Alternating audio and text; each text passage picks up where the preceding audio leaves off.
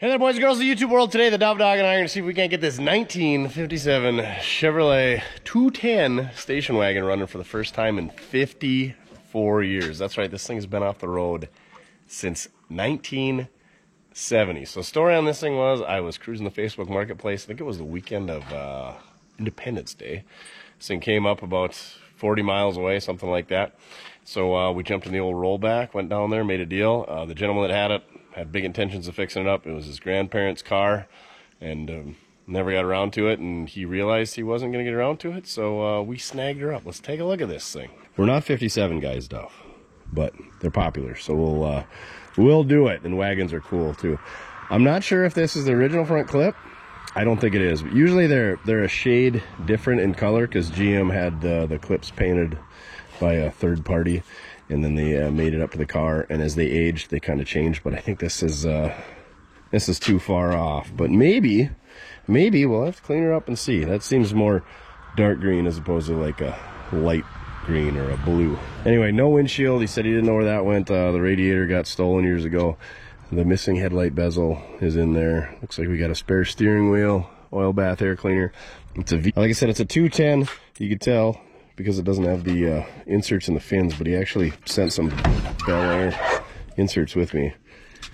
Like I said, she's rusty down there. Needs a good cleaning, Duff. How many miles are on it? Check it out. 59,366. And judging by the pedals, this is a 59,000 mile car. It says 210 on the old steering wheel even. What a deal. I don't know a ton about Tri-5, so bear with me here. He did say he put new 14-inch tires on it. I don't know where I found that 61 Chevy hubcap, but I popped that on there while it was sitting out here. Proudly displayed by our standard oil sign. The back bumper is wasted, but old DD Speed Shop said that bumpers are all the same. The only difference is they got these little bumperettes on wagons, and those seem like they're in good shape. Because they got to have the license plate lights here, because the license plate is on the trunk lid on the sedans. Looks like she was sold at J. Sean at one point, but that emblem is gone. Looks like we got some Balin twine, some IH antifreeze and coolant, some vinyl siding, maybe a Briggs and scrap iron single cylinder engine in there. Maybe it's a Clinton, maybe it's a Wisconsin, maybe it's a Tecumseh. What do you think? This thing was kind of cool being two-toned like that. A little bit of rust up here in the drip rail. I'm guessing that's common. Crud sits there. That's a nice moth right there. But all the glass seems to be there. A small bullet hole on that one, but that's the same glass as a four-door. And a little trim missing on the windshield, but yeah, otherwise not too bad. Missing the mirror there.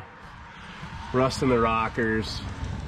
You know, DD Speed Shop, he keeps a floor pan and rockers and all that stuff on hand for these things, so that's how common it is. Looks like the park light's busted out. I think we can read on the, I think these are 68 tags.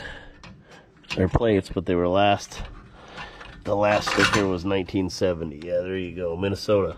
She's a blue plater, even though I got it out of South Dakota, the meth state. I'm on meth. I'm on meth. I'm on meth. Gentleman and a scholar. Well, he got her open, but we're gonna need a hood prop to see the V8. I'll take care of that. Well, that is gonna be no fun to work around, and she's a dirty mess. I think we're just gonna wheel her right on over to the pressure washer and clean this mess out. Let's take a quick look there. Like I said, the radiator got stolen. They left the hose and didn't cut it. I believe it's a 283, but you could maybe get a 265 in the 57 as well. It's got the front engine mounts, ram horn manifold, 2-barrel, so she's not a power pack. No power steering, no power brakes. So pretty plain Jane model here. They did opt for the V8. Small block Chevy, should be pretty easy to get running, allegedly. Looks like it's all there. Distributor, cap, rotor, plugs, wires. Nobody's even stole the coil. Carburetor's there. And she's kind of free. Yeah, let's give this a good pressure wash here. And I think since this hood hinge is so bent and ganked over here, we're just gonna take the hood right off. Get her out of the way while old Mojo's back there grinding away on the trailer. This is gonna give us so much more room for activity. Should have been. Look at all this floor space. So We much. do aerobics in here. So many activities. Get one of these bad boys and rip her right off there. Probably better not. What do they call those? Bullets? That's what I call them. Spears? Hood spears? Wooden spears? Alright, let's snag the old Bernie and drag her on back.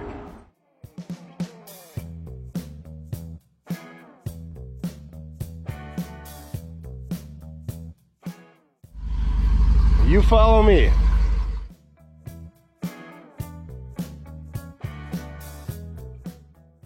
You got Mojo over here putting a new winch on the 40-foot trailer.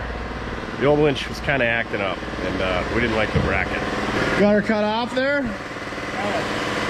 Got the hat backwards, mean business today, with his Fireball whiskey shirt on. And you had no way to service the winch, so we're gonna fix that.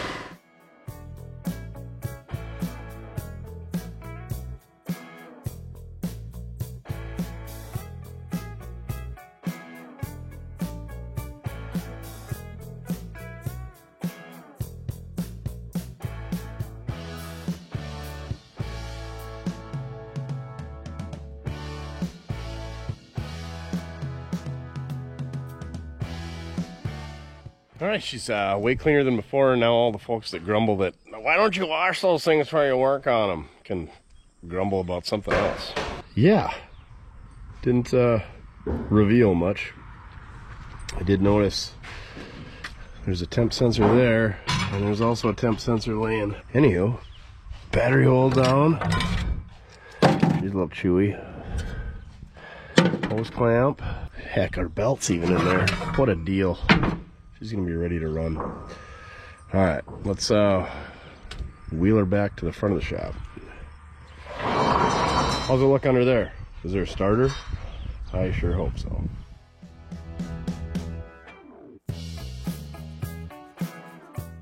Alrighty, before we do anything with this thing, just for the length of time that it's been sitting, 54 years, let's pull the spark plugs out and maybe spray a little looby-doob in there. Let it sit for about 4.5. Mojo's still messing with the winch back there. You know, for a car that didn't have any options, pretty plain Jane. Not a lot of room in here to do spark plugs. USA Packard plug wires, the old Packard 440. Made in America. I don't even know if you can buy American-made spark plugs anymore. Son of a... Clutch pedal's in the way. 3-speed levers are in the way. Definitely would have been a lot easier to change plugs in a floor shifted automatic car. Wait, they didn't offer those, so column shifted automatic, I guess. What a gem. We might have to do this from underneath. I can't even get the wire off. Oh no. There we go. Where is number 1 at? Is it where it should be? Oh, it even came with a spare dipstick. Dipstick! Speaking of, what's on this one? A whole lot of nothing.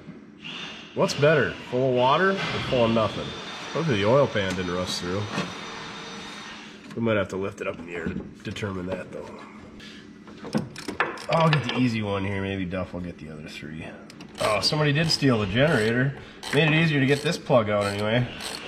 Voltage regulator's gone too, so somebody's been pilfering.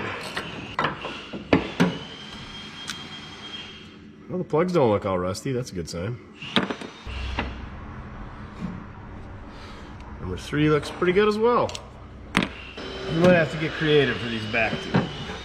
What in the world? Oh, the only way this would be better is if it had headers. It's okay, I didn't want that socket anyway. Try number 2. Come on now. The old magnet's coming in handy. 3rd time's a charm. Here we go. Yeah, right.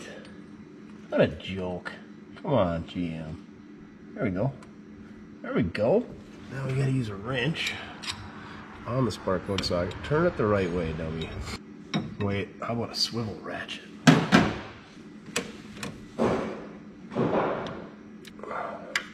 Now watch, it'll fight us the entire way.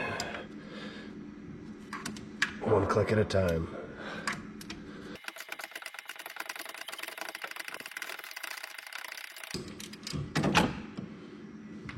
We get it? There we go. A little green in cylinder number 7. Now, what are we gonna do for number 5? Can it be that easy? Oh, for cheese and rice.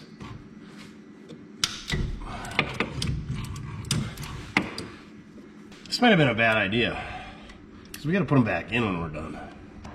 Oh, crepes. Can't even get the ratchet and socket back out of there now. Get the old Eastwood spot weld remover tool and put some tension on it. Kind of use it as a pry bar. Exactly what it's not meant to do. Now I got the ratchet turned the wrong way somehow. How? How do I get myself in these predicaments? There we go. Now we're cooking with gas. Maybe. Oh, for cheese and rice. Alright, let's go to the other side.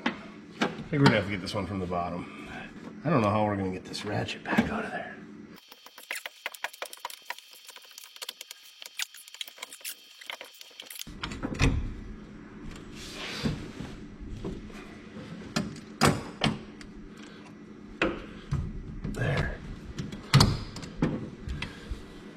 I don't know what we're gonna do with this one. The exhaust is kind of hanging out down there in the bottom. The steering box is in the way.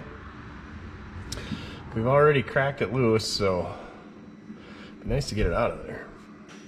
How about a regular ratchet with a short wobble? Nope, not gonna do it. Clear out the entire toolbox just to change spark plugs in a Tri-5 Chevy.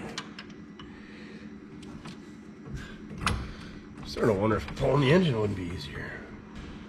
How about a 6-inch wobble? Yeah, not quite enough engagement. Maybe if we had the engine lifted up. There we go. Now if I just add that third hand.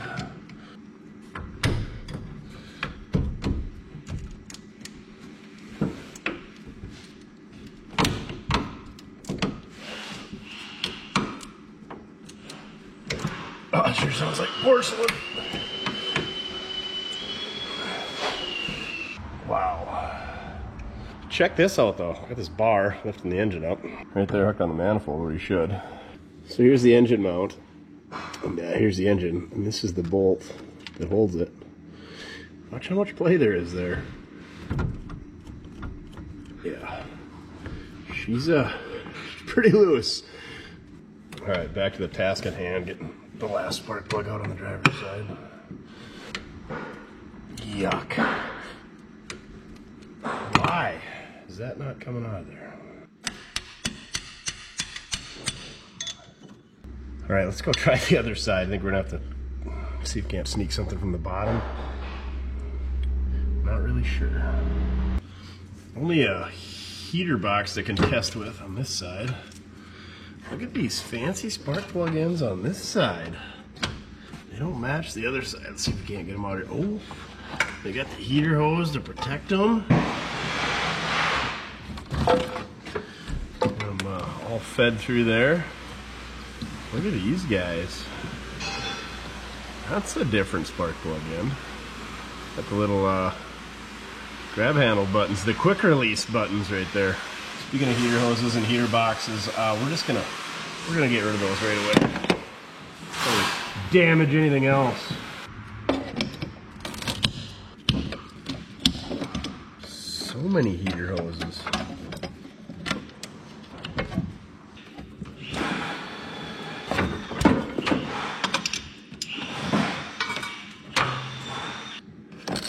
All right, so much more room for activities.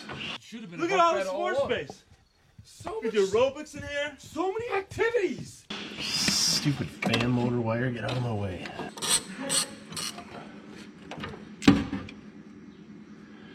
That plug looks good. What do you say, Duff? Should we take a look at the bottom side of this thing?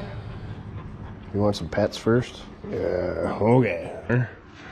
Somebody hook on the frame and tear it out, pulling her out of a snowbank in Minnesota? No. Frame arms, bumper brackets, all that stuff's in good shape. Stick, you know, what is, no. I think something just hit it. And then push that out to the side.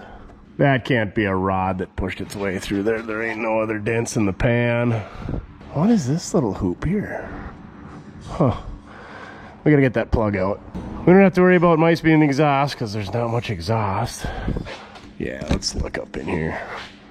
I don't see any rod dangling there, so somebody must have just got a little rowdy shoving her around.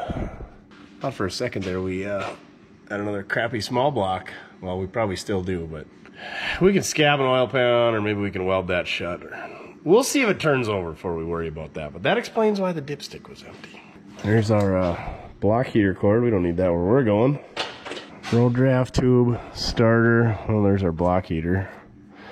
These things got that front engine mount, and then they mount off the bell housing back here. Then the tranny just kind of hangs out for dear life. Canister type oil filter, like they had from their original manufacturer.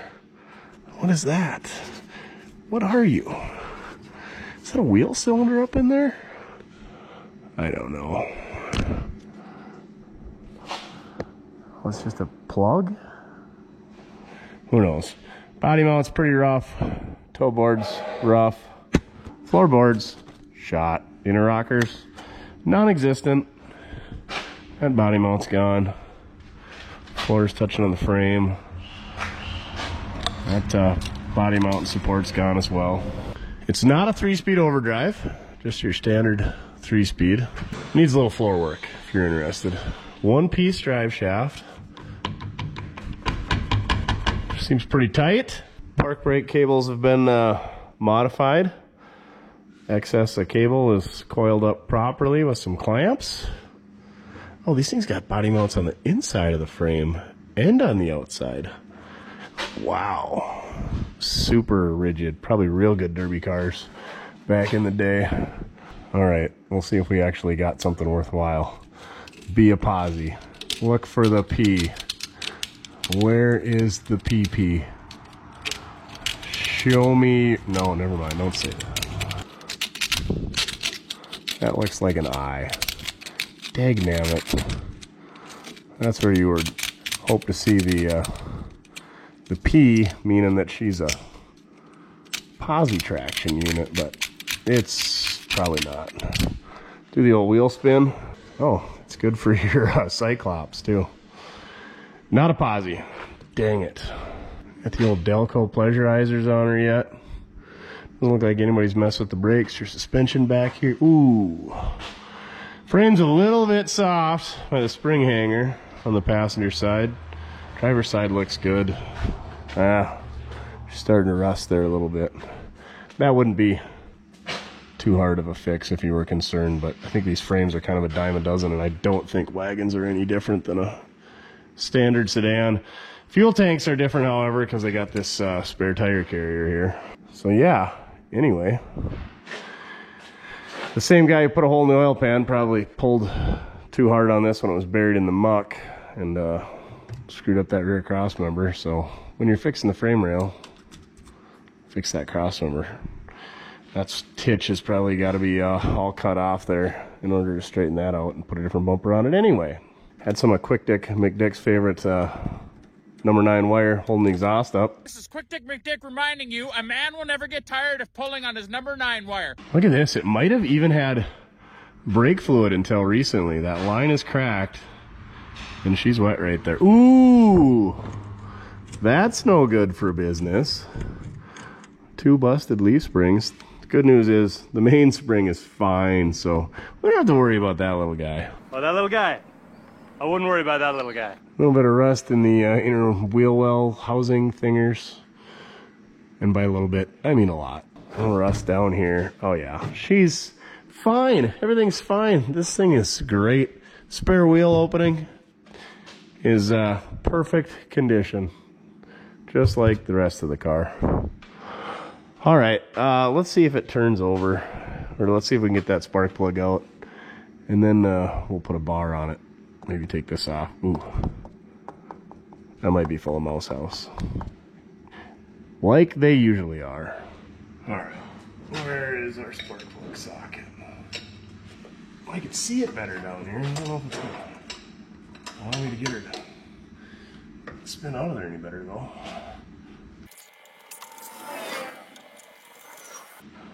Got ourselves in quite the predicament here.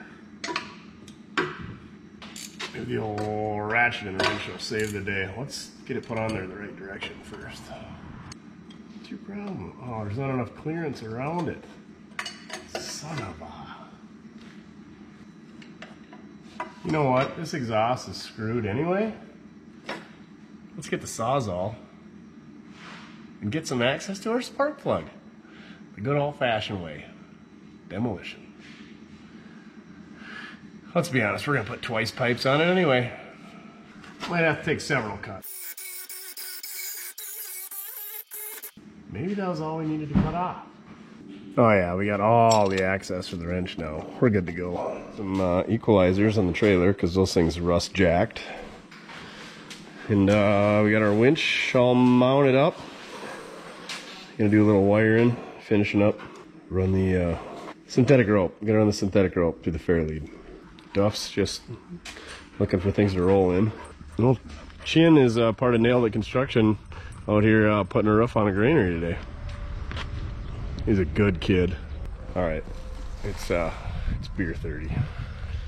All right, did a little thinking, and I think what we're gonna do is we're gonna fix this back bumper because even if the engine doesn't run, we gotta sell this thing because in case I haven't got the point across, I'm not a 57 guy, so let's put a better bumper on the back of this thing so she looks better for the pictures for the old Facebook Marketplace ad so I can get all the "is this available" messages. So let's do that first. I think the torch is going to come in handy in getting some of these bolts out. And plus we got the hitch, and then we got to straighten that cross member and all that. So let's get after it.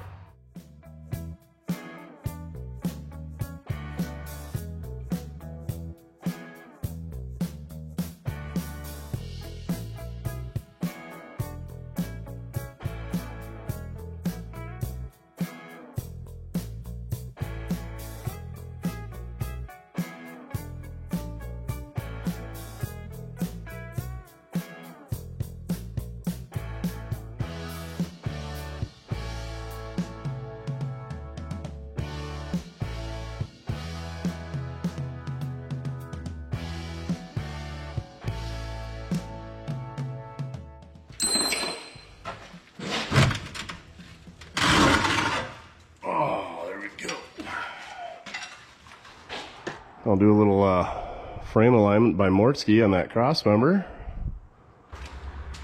Watch how much crap falls out of the car.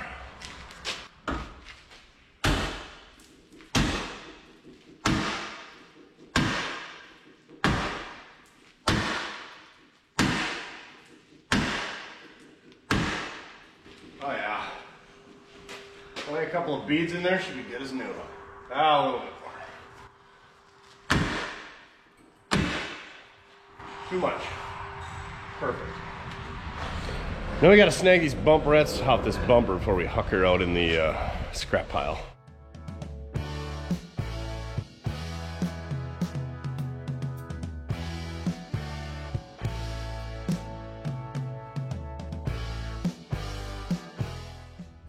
Safety tip of the day,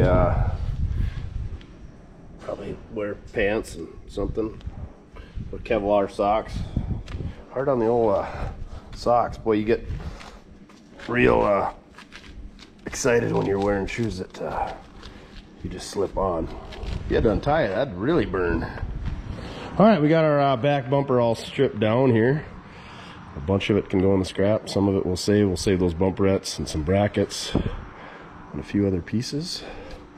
Let's go see what we can find in our stash for a replacement.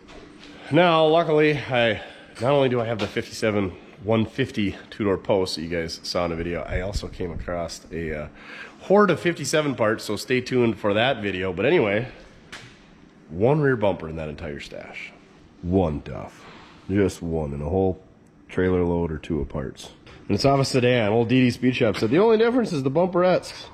No, these definitely have a notch for the license plate light, but it'll be good enough for the girls we go with. Uh-oh, Duff. The kamikazes are here. Does that concern you at all? All right, I'll put a bumper on. So anyway, DD Speed Shop, you're wrong, big Tri-5 guy. You gonna put the bolts in, or you gonna hold the bumper? You can at least hand me the bolts? Sure, I'll do everything.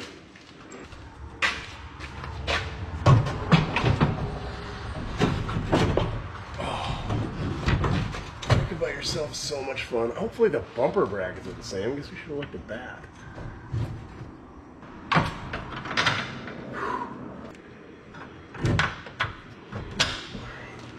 We got a couple bolts in. Now we got to do some brassing.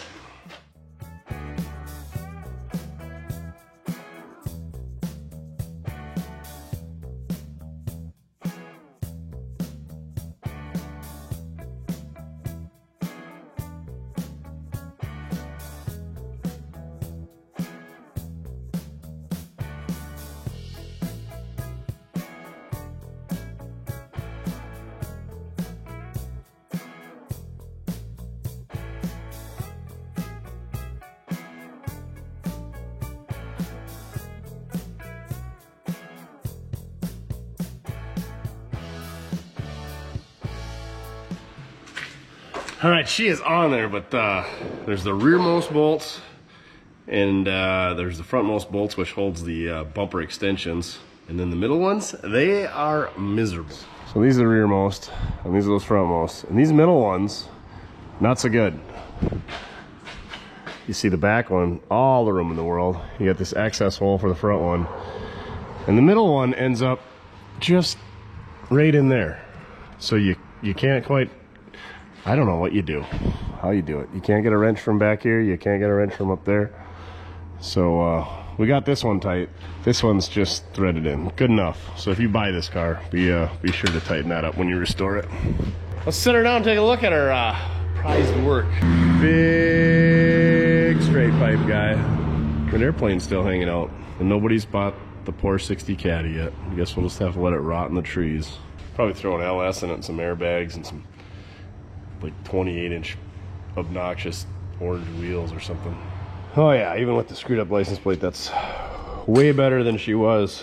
I tipped her up a little bit too high. You can definitely notice it on that side, but she's better.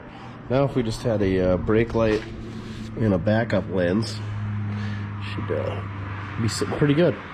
I'll leave it to the next guy to drill holes in the bumper and put the old bumperettes back on. Hopefully they just go and find the right bumper. It already has the holes and doesn't have the cutout for the license plate light on the sedan. All right, let's take the old schlong and stick it in spark plug hole. See if we can see why this thing ain't turning over. The problem is none of these spark plugs even look bad. Oh, spider web going on in cylinder number 1. Nothing crazy. She's just about at top dead center. What is going on here? Looks like 3 is at top dead center as well. Nothing crazy in there. Cylinder 5 looks good as well. Nothing too sketchy in 7 either. Oh, what the heck. Let's check out the passenger side.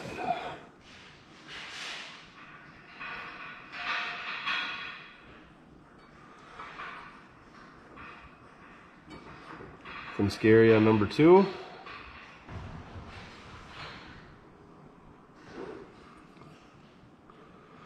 Ooh. There's a fair amount of pitting on that piston in number 4 though. I think that is our culprit. Try to get you a better shot. Of course it's at the bottom side where all the water sits. She's pitted real bad. Number 4 is the problem child. 6 looks real good. All right, 8 looks fantastic as well. So number 4 is the problem. Once again, the schlong, irreplaceable diagnostic tool. Get yours on Amazon probably. I think there's actually a link in the video description. It's pretty good. I think I've had this thing for like 4 years. Charged the battery once. All right, let's rip into this hot rod. See what we can find. I feel like that didn't hit the floor. Oh, there she is. Got it. Oh, the old staggered bolt pattern valve covers. So for you who aren't aware, from 55 to 59, the bolt pattern on small block Chevrolet valve covers are staggered. They're wider on the bottom, narrower on the top. From 60 on up, they're the same dimension on the top as the bottom. So, GM enthusiasts and others will call these staggered. And they got Phillips screws. And later they went to hex head bolts, which was a wise decision.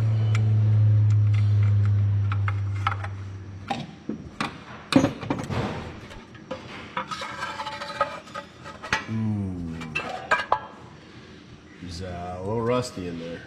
We've definitely seen worse. See if some valves are stuck. Nope.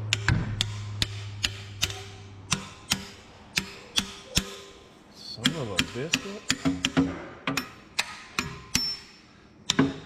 We might be okay.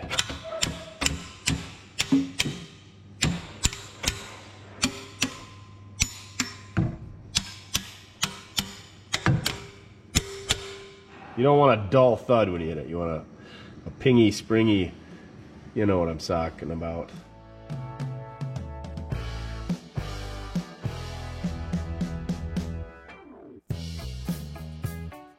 All right, so I thought a lot of these earlier ones just had the bent wire for the distributor hold down clamp, and this clamp isn't slotted like the later ones, so that's a little different. This does have the cast iron distributor instead of cast aluminum. It's got the little greasy tube there, and it's also stuck, so we're gonna have to get a pry bar, see if we can't wiggle that out of there.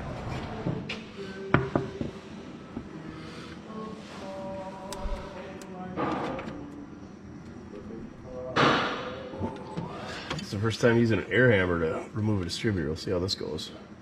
Might like it, might ruin it.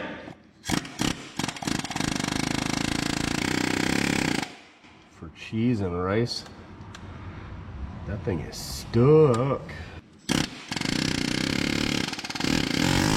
Oh, there's a chunk of distributor right in my eyeball. Good thing I got my safety glasses on. Well, that's gonna throw a wrench in things. It's not gonna stop us though. We're just gonna keep going. Pretend like it never happened.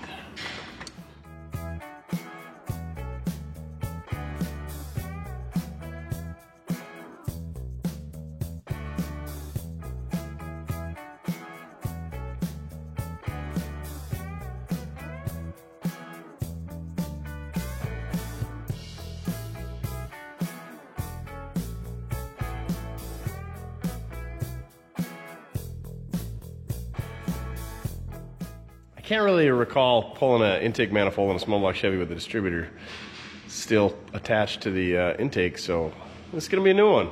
See how she goes. Worst case scenario. In worst case Ontario, you get the gas axe out, give her a little heat, or cut the top off the distributor. Where can we get a good bite? Good thing we don't have a radiator in our way.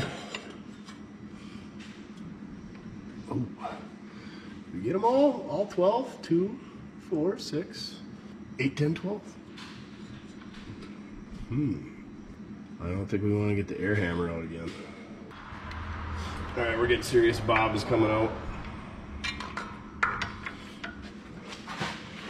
There.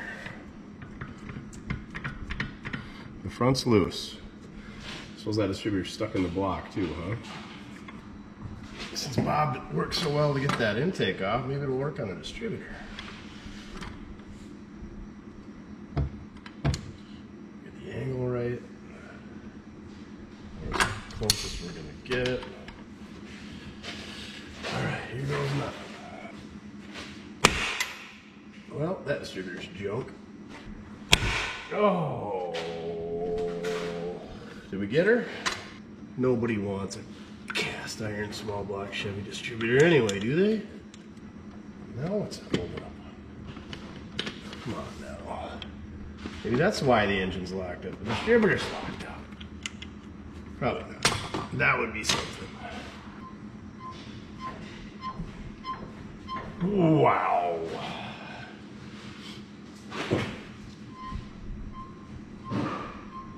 I feel like that view doesn't do justice of old Bob here. So we'll back her up a bit so you get the whole picture.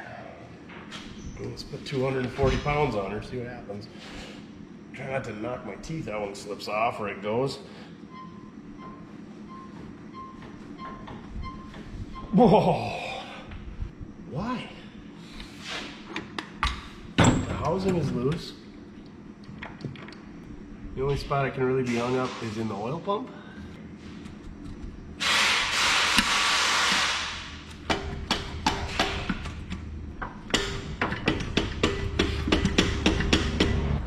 Oh, let's get all up in this business. Up in it, you know. Loving it strong.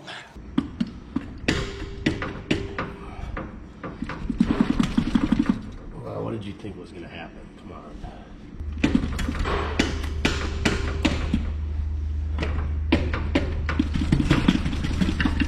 So now I don't know if we gotta drop the oil pan and heat up the oil pump or take the oil pump off. Maybe it's stuck on the camshaft? I don't know. For cheese and rice. Well, now inquiring minds must know.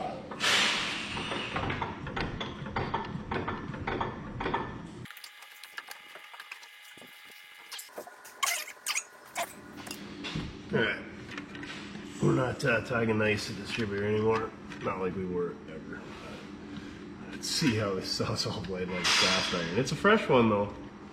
And it's a DeWalt blade with the Milwaukee sawzall, so she's a Milwaukee. Or a Millwall. I like DeWalt. Are you kidding me? Like a hot knife through butter. Woo! Those are some good blades. We even saved our band. Now, yep, that's how rusty this thing is.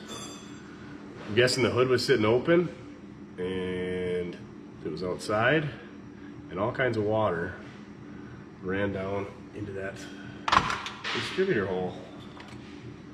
That's a new one.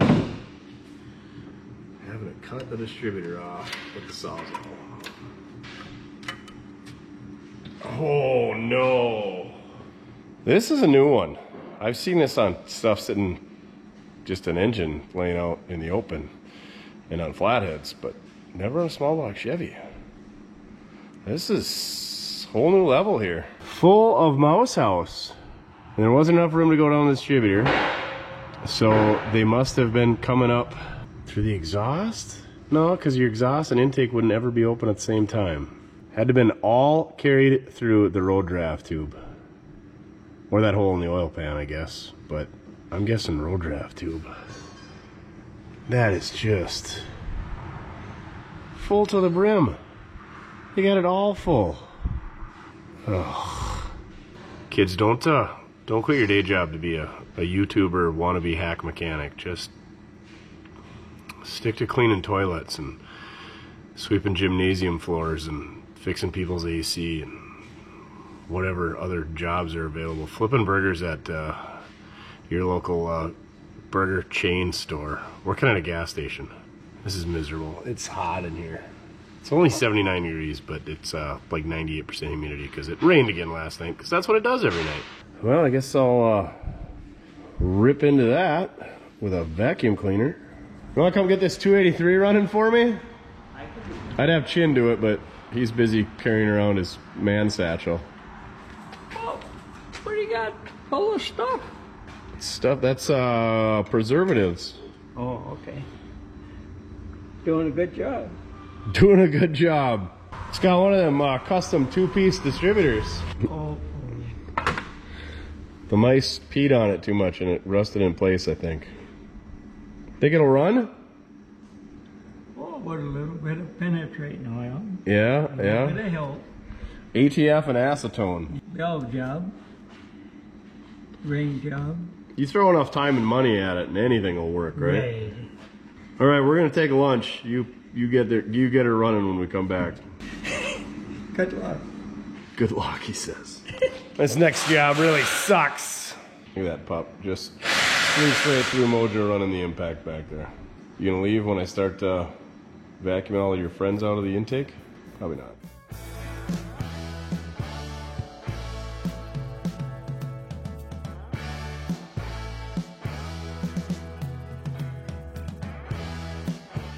New high score. The distributor being stuck was just the tip of the old iceberg, and now we're getting into Titanic things. So I found a chunk of metal in here that looked a lot like this, and then I found a few more, and then a few more went through the vacuum cleaner. And if you haven't guessed already, those are the push rods. So 1, 2, 3, 4, 5, 6, 7, 8, 9 of them are completely rusted off, and these other ones make it 10, aren't far behind. So you can about imagine what the lifters are going to be like. That distributor is still stuck in the block. Our oil pump is going to be like that. Our lifter passages, galleyway, bores, whatever you want to call it, is all going to be like that. So for the first time, it's not the cylinders that are giving us fits that are stuck. It's not the valve train. Well, it's definitely the valve train. Again, it's mice though. So yeah. On a side note, this thing's got a fuel pump block off plate, so somebody was running an electric pump on it, or gravity feed of sorts. I guess what we're getting at here is, could we make this thing run? I think we could. I think if we put this thing in a stand, tore it all down, knock the lifters out, knock the camshaft out, put a whole lot of work into it, we'd have a really crappy bone stock cobbled together 283.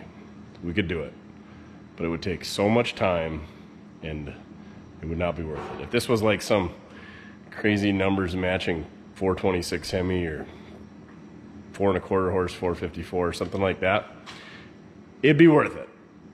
Stock 283 57, not worth it. I mean, I think we did our due diligence here. We know when to throw in the towel sometimes, and this is where we're going to throw in the towel on this one. They're just the risk versus reward. I don't know that there's really any risk other than dying of some mouse carrying hantavirus. Just not worth it. It's not that rewarding to me. And you guys don't want to see it that bad, I'm sure. But what we are going to do is, this front clip is actually the same color as the rest of the car, and I need to sell this thing. I paid $2 grand for this car. That's about $2 grand too much. But anyway, we got to clean this thing up a bit. So one thing that everybody notices is like, oh, it's too bad the front clip isn't the same color as the rest of the car. It's a different front clip. Well, it really is the same front clip. So we're going to try to figure out a way to get this thing cleaned up so that the front clip matches, so that I can try to recoup most, if not all, of my money, and maybe even make a few bucks. Because I mean, we got a back bumper into this thing now, so we got to figure out how we're going to financially recover from this.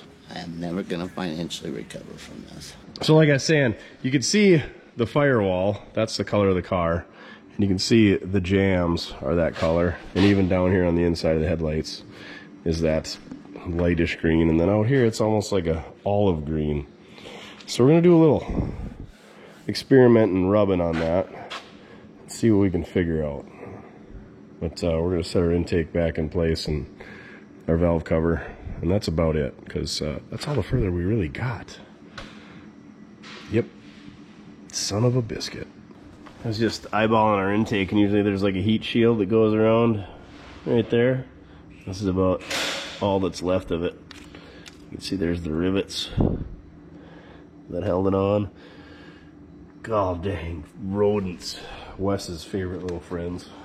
Fievel strikes again.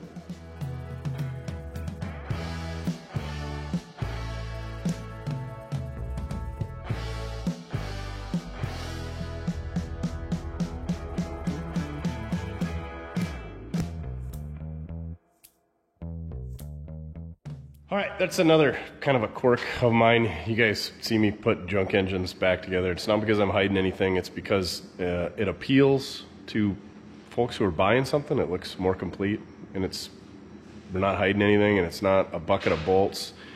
We're clearly going to disclose that this engine is a core at best, and she's locked up. But then I'm not tripping over hardware and intake manifolds, and if I need a throttle linkage for a 57 Chevy, because nobody wants to buy this thing, I go out to said 57 Chevy, I look where the throttle linkage should be, and it's there. Same deal with the carburetor or whatever piece you might need, it's there. So that's just kind of a quirk I got.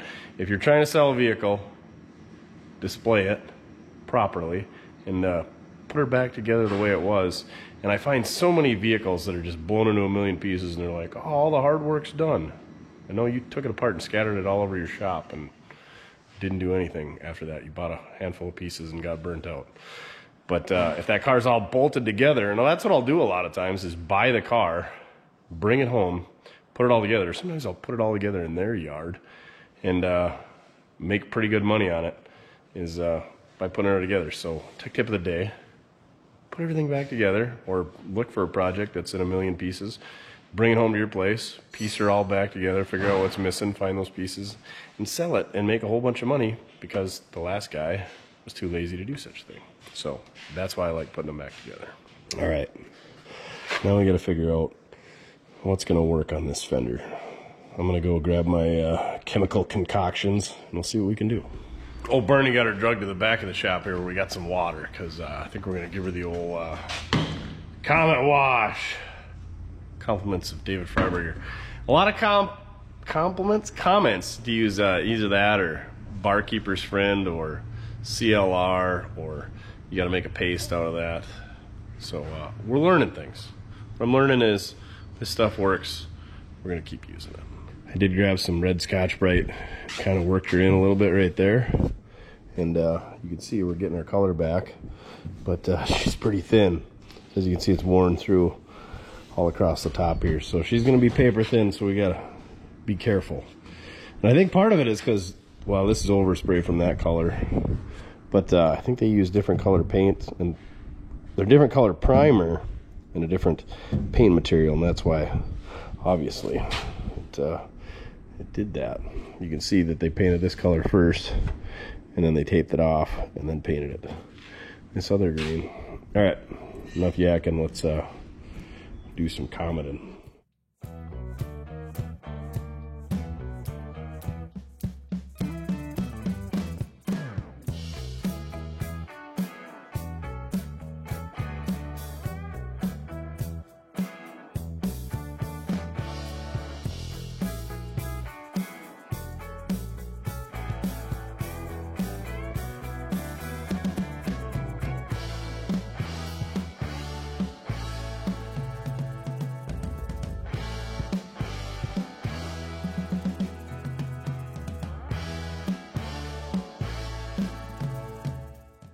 All right, that side came up pretty good. Let's do the other side and get the hood on there. Do that as well. She'll be ready for somebody else to own, hopefully. I actually kind of like that. Looks pretty good. All right, Mojo's grinding away, so we're gonna keep at the grind as well.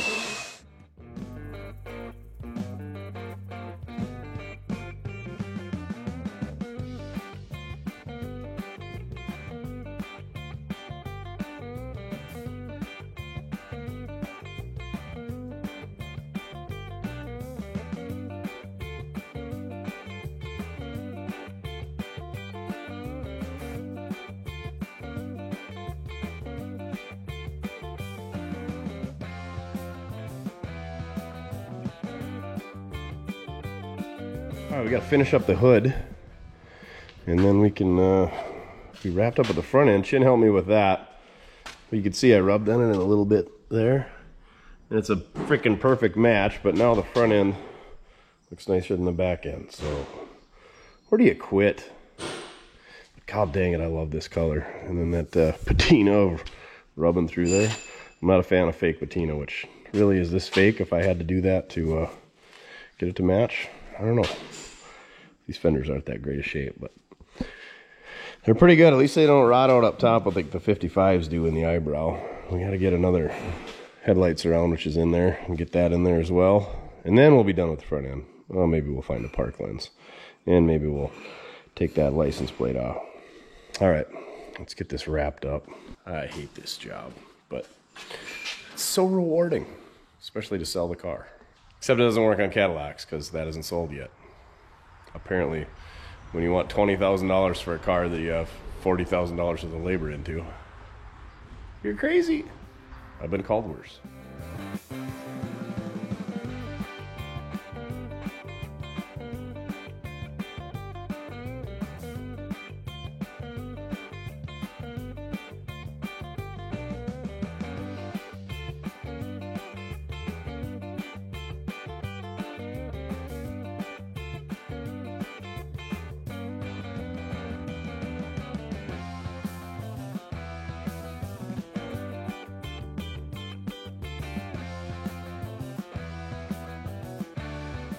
Got this front end looking pretty dapper, I might say. That grill emblem, they're apparently all missing. I do have one spare of those, but it's really not a spare. I need one for my 57 150, so I'm gonna keep that. And I only got one spare park light, so we're keeping that too. But we got the headlight in there. And that thing is held in by, what do they call them? Not stove bolts. Are they stove bolts? Clutch head screws. So we had to get the old clutch head screwdriver set out. I had a whole complete assembly, headlight, bucket, trim ring, so we just swapped that one out with this one. That way we didn't have to find hardware. And a headlight. So yeah, and then we trimmed off the license plate. So tell you what, we're gonna do a little something here. We got Duff bobbleheads. And if you want a Duff bobblehead, you should get one. They're available. We got a pile of them. They're taking up space in the shop. And these license plates are the same color as the car, and they got a 57 on it. We'll do a little body work on this one. We got the front one. We'll autograph those, and we'll throw in some swag with it as well. We'll throw in a sticker pack and screwdriver and some other odds and ends, a whole smorgasbord of stuff. We'll throw like 50 bucks worth of trinkets in there. Maybe even more than that. But anyway, 2 lucky people who buy bobbleheads on the dates listed below, Duff bobbleheads, from Mordski.com are going to get thrown in the mix to get yourself a Mordski signed 1957 Chevrolet 1968 Minnesota hubcap. Hubcap? A license plate. So, yeah. I know a lot of people like that weird stuff. If you don't like bobbleheads and you don't like junk, then you don't have to buy it. But it seems like people like when we give stuff away like that. So, yeah. So there you go. Hit us up. Mordski.com. We got everything you need on there. We got shirts and caps and bobbleheads. With front end looking good, let's clean out the inside of this thing, and then we'll determine if we're gonna wash it. Because this thing she looks good. I like that color, but it's a little dull back here, so I don't think it'll take near as much work back here. And we're not gonna touch the top, but yeah. I actually got a set of doors. I wonder if the glass is good, but we're not gonna swap glass. All right, let's clean this out. We're gonna save the parts that go with the car, such as, you know, mirrors. And I think this is a hood support bracket or battery support bracket. Battery support bracket. And air cleaners, visors, windshield trim, Bel Air trim. Even though it's not a Bel Air, everybody's got to have these for their car. Oh, this was off a 2-door, right? Because it gets into the door? Nope, it drops off before the door. So probably off another 4-door. Anyway, let's and then we'll throw what's throwaway, and we'll throw what's in the scrap. In the scrap, we got a Kickstart Briggs & Stratton. I think those things are worth money, but probably not. These tailgates have like a terrible cable design. There's like a cable with a retractor or a weight or something that goes in the car. Instead of having, you know, just like a hinge support type deal. Thought we could take this off and knock that dent out, but we won't. We're gonna need more trash cans. We're gonna need a bigger boat. You're gonna need a bigger boat. Come on. These things are notorious for rusting out too. Ooh, it latches. You got these little clicks over here that latch and unlatch them. 50 5 to 57 guys get real mad when you pull down on their tailgate hatch without unclicking those and screw it up. Faithfully so. Ooh, what do we got? IH antifreeze and coolant. Balin twine. Ooh, it's even New Holland Baylor twine. Baylor Boy Premium 9. Definitely was a farmer's car. Ammonia plus wipeout windshield washer, antifreeze and solvent. A couple of belts. Looks like a PTO cable. Well, maybe not a PTO cable. Choke cable? Cable of sorts. OJ gloves getting a little stiff after 30 years. So the reason I like cleaning these cars out, tailgate's a little soft, is this way, you know, 99 cents for a whole gallon of wipeout seems overpriced for the times. But you might find something valuable in here, like a Briggs & Scrap iron engine. You might find parts you need for the car. That way you know what you got as far as the condition of the body, and also it shows what condition it is to the next guy. And it adds value because the car looks better. It's not just a dumpster full of somebody else's trash. Get the trash out of it. It's a quick and easy way to add value to a car that you're trying to flip. So, your tech tip of the day. I don't know if it's technical, but it's a seller's tip. There's nothing I hate worse than you go to look at a car, especially a expensive car or a nice car, and it's just chock full of crap. Oh, you gotta give him that. Clean your car up before you sell it. All right, trash can number 2. And we're not even to the passenger compartment. A lot of fecal matter in here, Duff. Your favorite, I know. A couple of vintage bumper jacks. I'm sure somebody needs those. Shaft and a pulley, scrap iron, more wipeout. Anderson Peterson Incorporated, Highway 212, Dawson, Minnesota. Another headlight surround, we'll keep that. Harvest Queen coffee. They ain't even cut open. Empty though. Getting into the big dollar stuff. Aluminum pulleys. And aluminum Briggs & Scrap iron engine cases. It's a Briggs & Stratton model WMB. Is it loose? Will it run? Is it looser than the engine that's in this car? No. Looks like, does look like it's all there. There's not much of a carburetor. There's no, oh, there's the spark plug wire. Better set that off to the side. I'm sure some Kickstart Briggs & Stratton fan is like, oh my God, that's worth $11. I'll give you $1.40 for it. Ooh, come on. Oh, another OJ glove. And an OJ rag. R.I.P. OJ. We can still make fun of you though. Come on, in one piece cardboard. There we go. So many coon turds.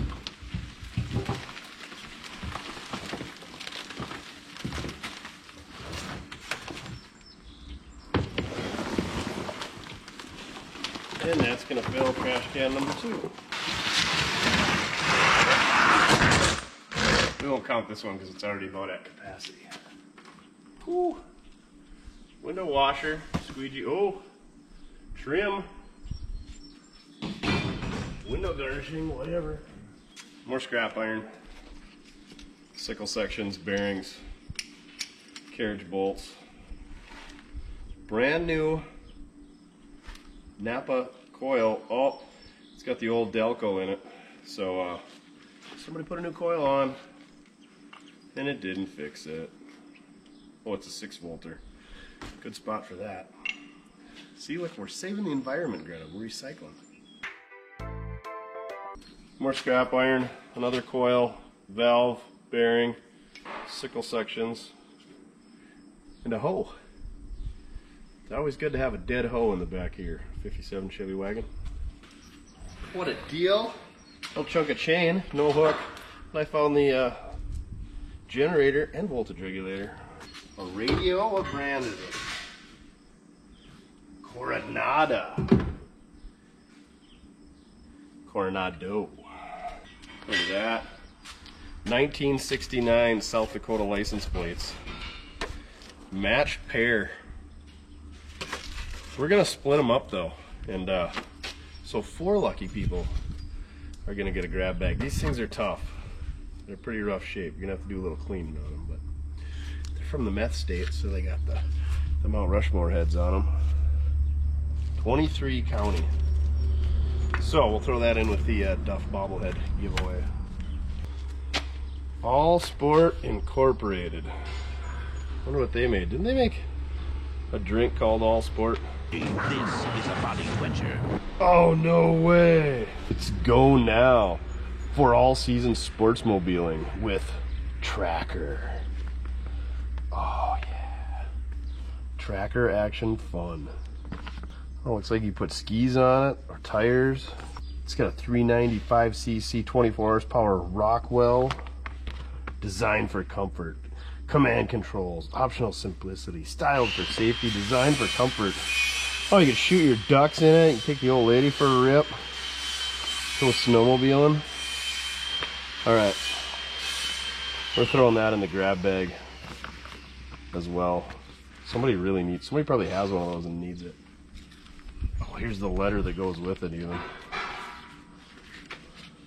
Thank you for your inquiry requesting information about the exciting new Tracker for 1970. Response to this great new concept in off-road sportsmobiling has been truly great.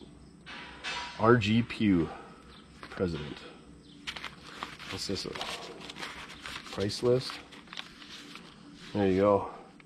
Wheels or skis, $69.50. The Cine Dome must be with a cover, lid, roof, $94.50.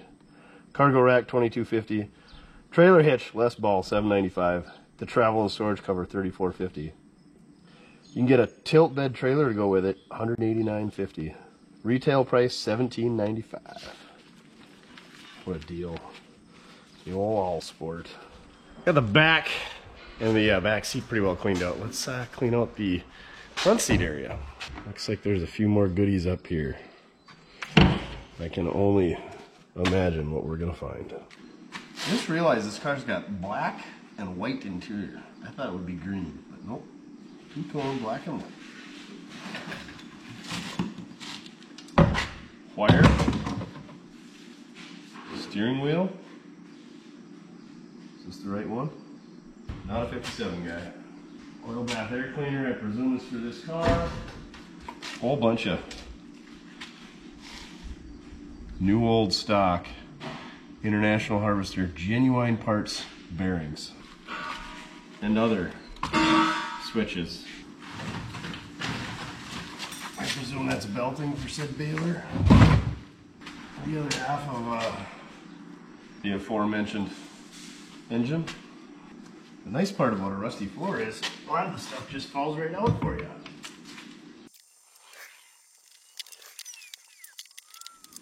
I don't think there's much left on the other side, so I think we're about done here. Maybe hit her quick with a vacuum.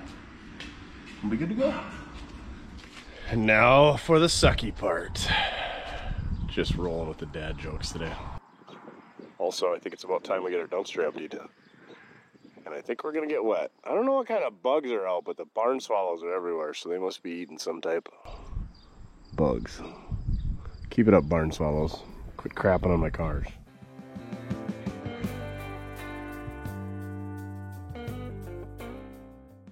Think we're gonna get wet, Duff.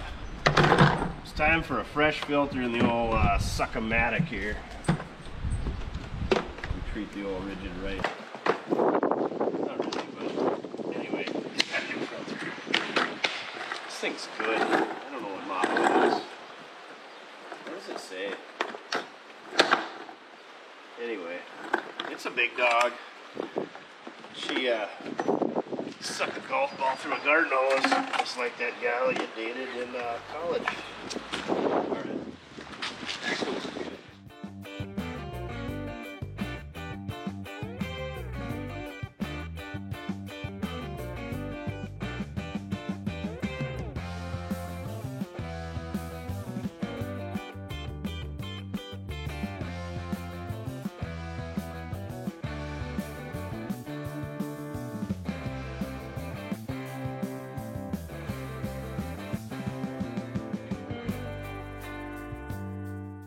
All right, I can't stand this thing not matching, so I got a scrub brush and I got a little bit of Comet in there. And we're gonna give her a whirl. See if we can't get her to match, eh, Duff?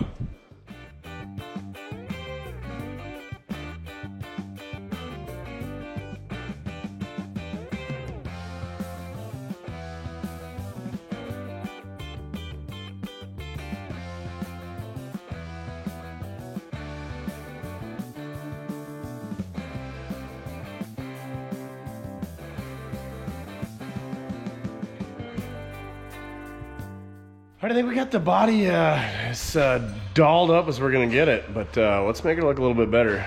I got these Coker Classics that we picked up from Chevaholic out there in Wisconsin when we were out there for Iowa, and then I got some random 15x5 Tri-5 Chevy wheels. I'm gonna clean them up with some Scotch-Brite, hit them with some black paint, and then I got some 61 Chevy Bel Air hubcaps. Bel Air, anyway, Biscayne, the Dog Dish 61s. Like there is one on that car already, but they're a little bit nicer, not perfect, but I'll really church this thing up, get her sold hopefully. Duff's just gonna count the trucks driving by.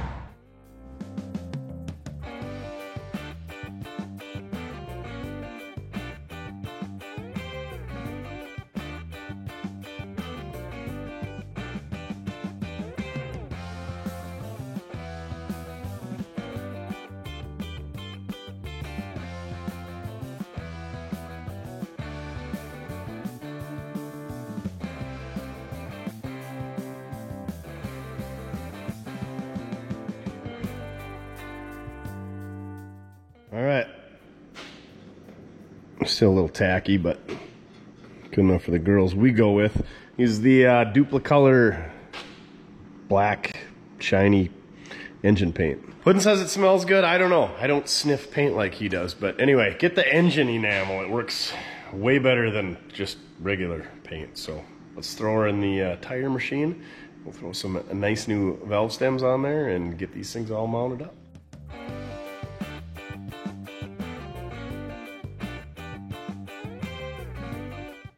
All right, so white walls, we're gonna clean these things up because that's the whole point of having white walls, having them clean, unless they're on your dirty, crusty 64 Impala station wagon. But anyway, my go-to, Magic Erasers. I went into the old DG in town, and Magic Erasers are like Mountain Dew now. You know, they got the Code Red version, they got the red, white, and blue, they got the purple, the greens, I don't know the names of all the different Mountain Dews. But anyway, there's the regular, the thick, the heavy duty, the kitchen, the bathroom, the closet, the basement, the wall, the ceiling, the floor, the plumbing, the electrical, you name it, Magic Erasers. And then plus there's the knockoff brands now. But these things are pretty good, and they work really well for a lot of different cleaning things because we're real big on cleaning things around here. But anyway, they were good on white walls. I used to use Wesley's bleach white when I was a kid.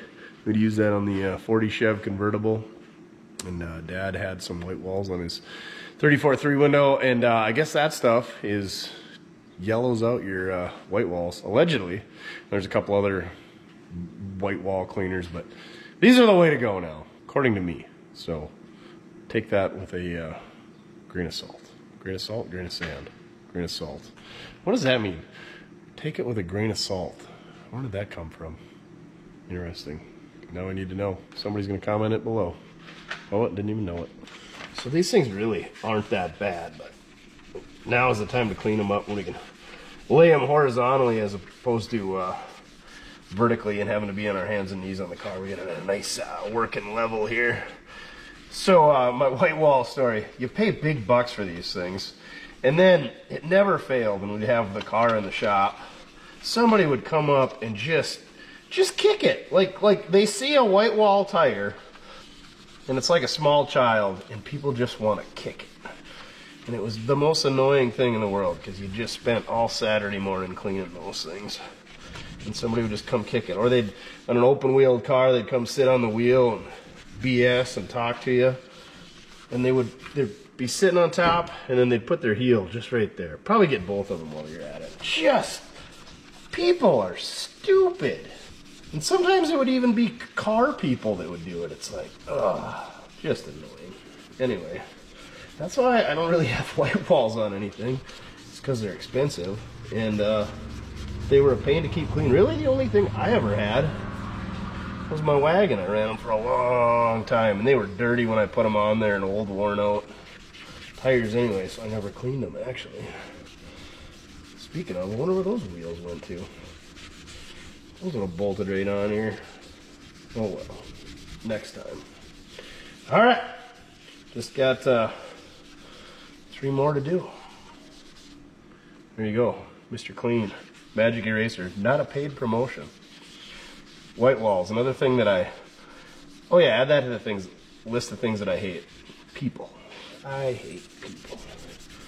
Just listed a bunch of cars on Facebook Marketplace, and that's really making me lose my love for people. Even more. All right, let's get some Steelies and white walls and dog dishes swapped on this old 57.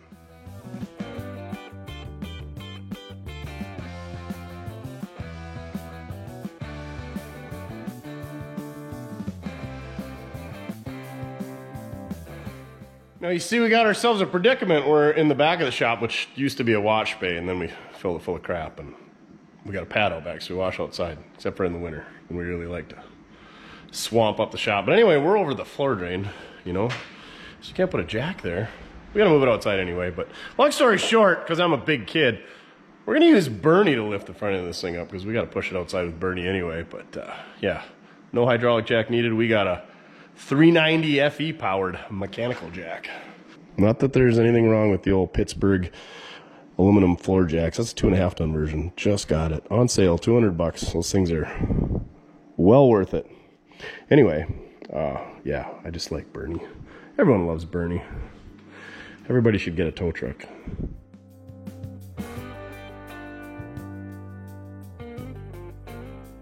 Oh man, I even gotta have the rollers on because I'm just a big kid playing with my toys in the sandbox. Oh yeah, that's way higher than that silly Chinese floor jack. Good stuff. All right, back to work. Quit screwing around.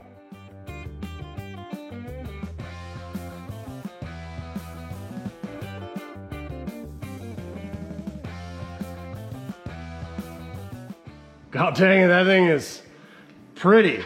We all know how rusty it is, but just as yard art, I think if we stuck a windshield in this thing, we're gonna do some body work on some hubcaps, because I feel like my hubcaps, they're not that bad, but this thing deserves nothing but the finest Mortsky restoration. Restoration, yeah, like Dylan McCool says, restoration. She's looking pretty dapper. I was thinking you could even go one step further with the whole Comet wash thing. You could, well, I didn't do the green. I think you could get a little bit of that rust out of there. You could stick some glass in this thing. If I had a windshield, which I might, but I don't want to take one out of another car just to put it in here just for fun. But it would make it look a lot more appealing to a buyer. But you could polish out the chrome in this pewter. You could get that shining pretty good, I think. God dang, this thing cleans up all right. Okay, let's do some body work on some hubcaps. This is the one that was on it. You can see she's pretty pancaked, but we could clean her up a bit. That one's got a little hooey in it.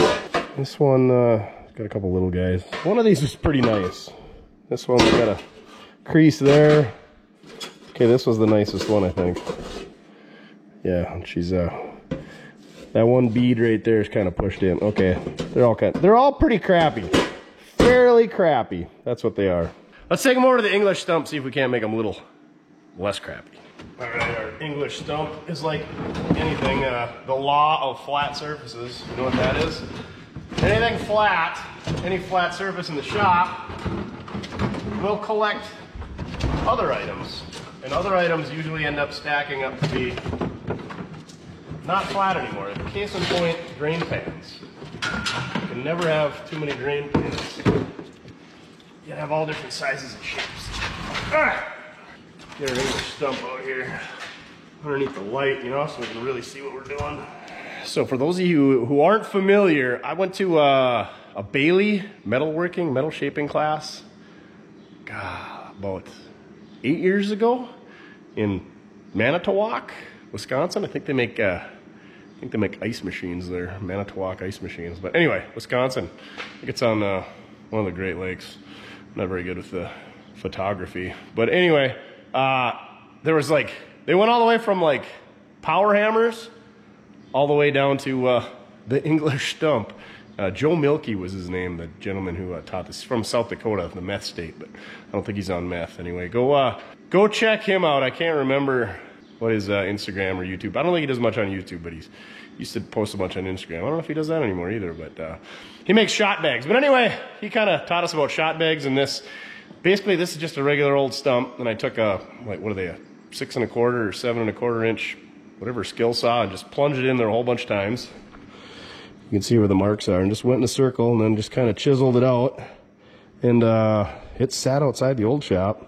It only started sitting inside since we got here, so it sat outside for a couple years. Well, shoot, 4 or 5 years. But anyway, use that dish and then this flat surface for metal shaping. So I'm gonna grab a body hammer.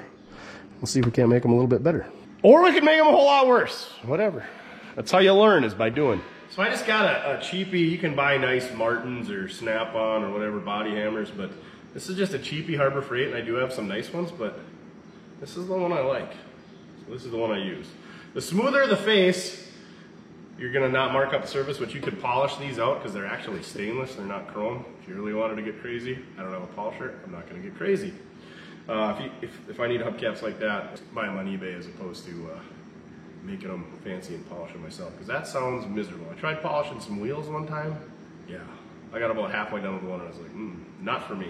Anyway, long story short, you don't need to spend much. You don't need a fancy power hammer. Just a stump, borrow your neighbor's circular saw, take it back when you're done, plunge her all out, get a hammer and a chisel, knock her out, and then go borrow his body hammer, and don't take that back either. But you get them at Harbor Freight or anywhere, Amazon.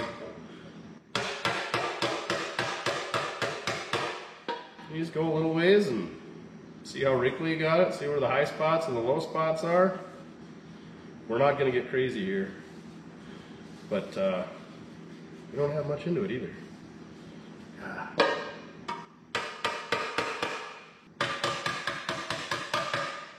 Should have started with the worst one. Then if you really want to do, like, you got a spot in these ridges, you could get a real pointy body hammer, and there's all kinds of different body hammers with bigger faces and longer noses on them, and then a rounded end and a big concave face. And anyway, just start with the basics. I might get a pick and hit that corner though. Oh cripes, I don't know anything about body work, but I got a lot of body hammers. I like these ones with these big long picks for like getting in tight spots, and then for getting in a nice arc like that. This one, I don't know where I got it. It's in pretty sad shape, but I think it's a Martin. It's what's a Proto? Woo! Protos were probably made by Martin. I think the Snap-on they said were made by Martin. And anyway, this has got a big square end on the one end and round on the other, and it's kind of straight instead of being arced, and it's out there a ways. Got a little tiny handle. Oh, Walt, he watches the videos. He made this handle out of, I don't remember what. But he whittled her all down, and it got down to the very end where he's whittling it down, and there's like a big void in it, and he got all frustrated. But I haven't used it yet, so we'll give her a whirl. This was, I just got this head from my cousin. I think his stepdad, anyway, gave it to him, and it was just the head, so I had Walt make me handle. He's made me a couple handles. And then this one's actually by Bondo brand. This is what I kind of learned with, and it's got this real pointy end, and boy, you can screw some stuff up real quick if you don't know what you're doing. Case in point. That's how you learn. And there's way more that I don't even have. All right, Walt, let's see how this goes. That one's almost too pointy. You gotta use it though, just for Walt.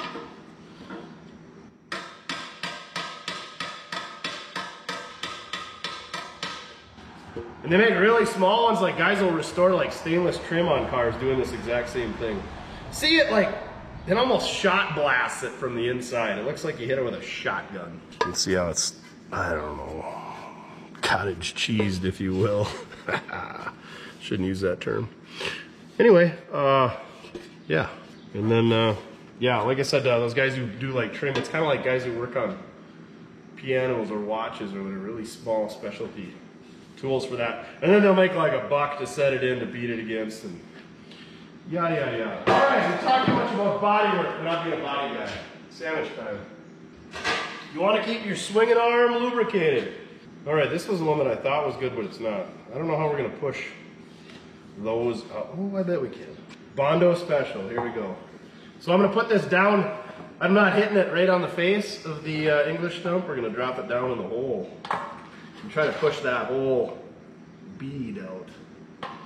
See, I wish it was longer handle. I'm using this one. She's a little pointy. Dang, it's so hard up there.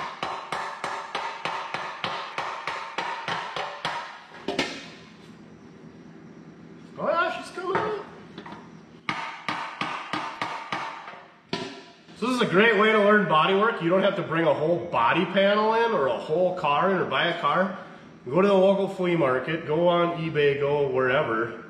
Buy yourself a hubcap. You don't even have to get a whole set. It doesn't have to be anything special. Make sure it's a stainless hubcap and not a plastic hubcap, obviously, or you can get them in steel as well, but these stainless ones seem like they're a little bit easier to work, and then you can polish them. And if you live in an apartment, your neighbors might not like you, but you could do this in your garage or your basement. You don't have to have a big shop to do this. And you could get a polisher and polish these things up, and you could probably make money selling them on eBay, because hubcaps are money. Old Puddin's Fab Shop and I are really driving up the prices of dog dishes and Steelies.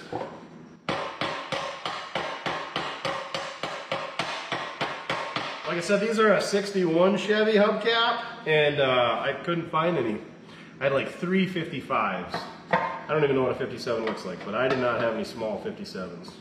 Hubcaps are freaking gold. You don't want to get after it too hard or it's going to tear. Like this one was already kind of creased and she tore through a bit. Alright, and then you'll kind of learn as you go what technique works the best. And guess what? If you go too far and you stretch it out, you can, if you're real good, you can push it back. You want small. Oh, I forgot where I was at. We should start a new channel. Talks Too Much Tutorials. With Bodywork by Mortsky. Oh dang, these are looking pretty good. Now I want to wash them up. You can even get nail polish or tape them off, and however, these are supposed to be like black in the center here and black in the letters. I'm telling you, if you refurbish hubcaps, there's money in it.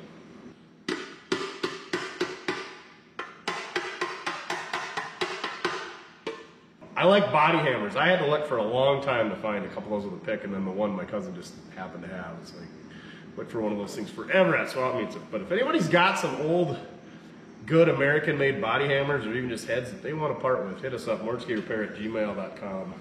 Like I said, most of mine aren't in that great a shape, aren't anything special, but I'm always looking for more junk. Alright. Body working away. Why did I get dented out that way?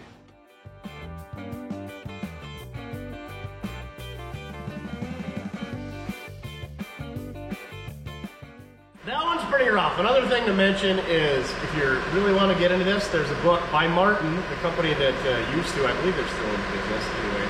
Martin makes a book called The Art of Metal Bumping. It's a great little tiny book. It's a quick read. I read it years ago. I need to refresh my memory, but there's a lot of, goes into way more detail about this. There's hammers, dollies, off dolly, hammering anyway, more than I can talk about, and then where you start at in a dent and how to determine what was the center of the dent, and you want to work in start in the center and work your way out, I think. Anyway, no, start at the edge of the dent and work your way in. I don't know, I gotta read the book again. Anyway, check that book out. I'll leave a link in the video description for the book on Amazon. I just ordered a copy not that long ago because I need to refresh myself. The Art of Metal Bumping. It's a cheap hobby to get into it. I never thought about fixing hubcaps. But yeah, you could get yourself a bench grinder and a couple of hammers and a dolly, and you could probably do it all in a vise, actually. Get some dollies to go in a vise. You could probably make yourself a few bucks on the side. And that's what it's about. Flipping cars and making money. No, not really, but it's a good way to keep going. If I lost money on every vehicle I ever bought, I wouldn't be doing this very long. More shady car flipping tips brought to you by Mordsky.com. Go check them out for all your great Mordsky merch. But anyway, put the good hubcaps, the good wheels, the good tires, everything up front on a car like this where you got the big open wheel well, because those are the ones that get seen. So put your best foot forward. What does that mean? What does that terminology mean, Doc? And if you are buying hubcaps, something to look at is how much damage there is around this lip, because if this lip's deformed, it either won't go on the wheel, it'll come off hard, it'll fall off, and it's really hard to rework that area as well as some of the other areas, so something to watch out for.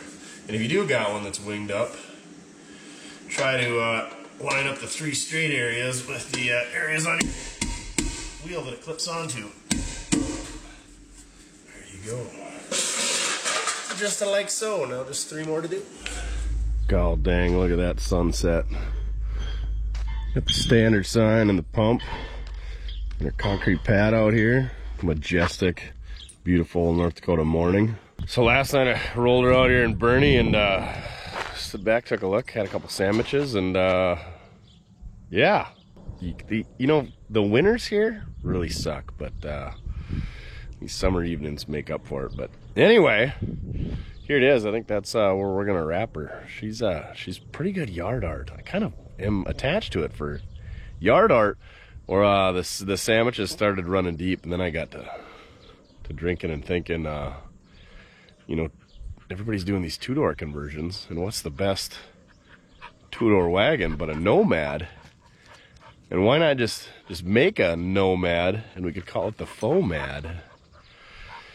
And it sounds like you just, well, I asked Dan, and he's apparently under the weather, you know, just sick of putting out garbage content every day.